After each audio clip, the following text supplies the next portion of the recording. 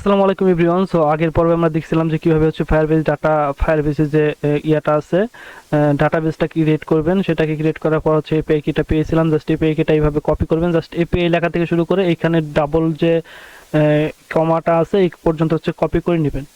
Copy করে নেওয়ার পর জাস্ট এখান থেকে কপি করলাম। কপি করার পর আমরা যেহেতু ভিজুয়াল স্টুডিওতে আমরা এই প্রথম পর্বে দেখছিলাম কিভাবে হচ্ছে কোডটা ইনপুট করতে হয়। কোডটা ইনপুট করার পর এখানে সিলেক্ট করছিলাম। জাস্ট এখান থেকে হচ্ছে আমরা এটাকে পেস্ট করে দিব। জাস্ট পেস্ট করে দিলাম। পেস্ট করে দেওয়ার পর হচ্ছে আমাদের নিচে আর একটু কাজ আছে। এখান থেকে হচ্ছে নিশান, হ্যাঁ নিশান এটা হয়ে গেছে অলরেডি। জাস্ট আমরা যদি এখান থেকে ফুলটা কপি করি, কন্ট্রোল এ দিলাম।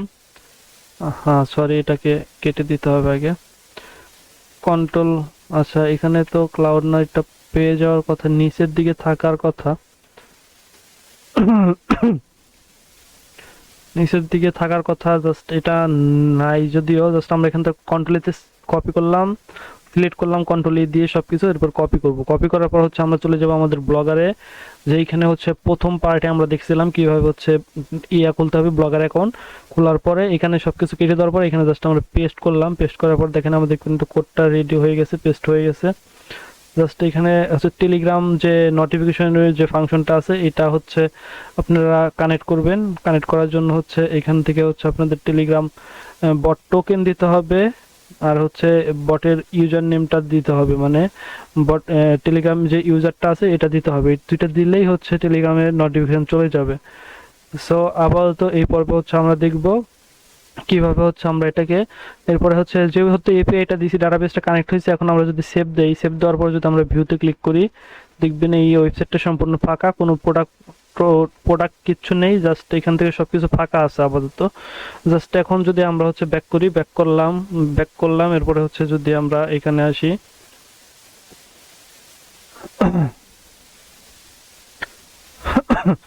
এটা হচ্ছে আগের আগের যেটা ছিল সেটা। জাস্ট এটাকে কেটে দিলাম, আমরা নিউ ট্যাবে কেটে দিলাম।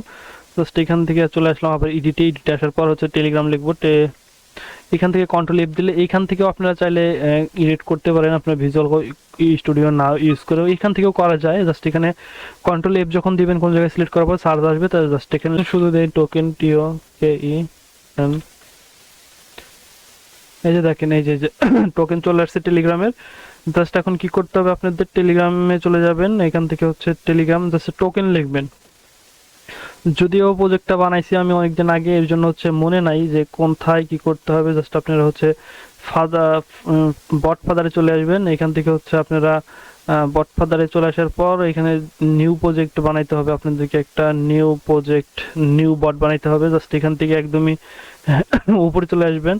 তারপর এখান থেকে নিউ বটে লেখা ক্লিক করবেন। এরপরে ক্লিক করার পর এখান থেকে হচ্ছে আপনার বট নেম দিবেন। নেম দেওয়ার পরে হচ্ছে সেন্ড দিবেন। সেন্ড দিলে হচ্ছে নিবে না। জাস্ট আপনারা কিভাবে বটটা তৈরি করতে হবে সেটা হচ্ছে যদি না পারেন তাহলে কমেন্ট করে জানাইতে ভুলবেন না, সো আমরা দেখাবো।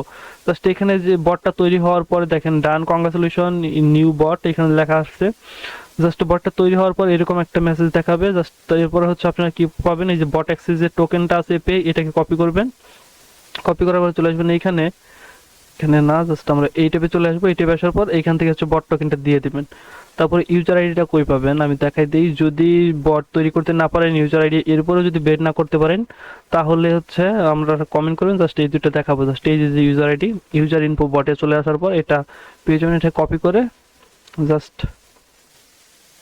এইখানে এসে পেস্ট করে দিবেন, হয়ে যাবে। Just simple. এরপর হচ্ছে আমাদের করতে হবে, আমরা যে প্রোডাক্টটা আপলোড করব এটা করার জন্য কি করতে হবে, এটা করার জন্য আমাদের যেটা করতে হবে এখানে ক্লাউড নারে একটা অ্যাকাউন্ট খুলতে হবে। এটা হচ্ছে আমরা পরবর্তী পর্বে দেখবো। সো যারা আমাদের চ্যানেলে নতুন অডিয়েন্স আছেন, যারা এটা সাবস্ক্রাইব করেন সাবস্ক্রাইব করে দিবেন, আর যারা সাবস্ক্রাইব করছেন তাদেরকে অসংখ্য অসংখ্য ধন্যবাদ।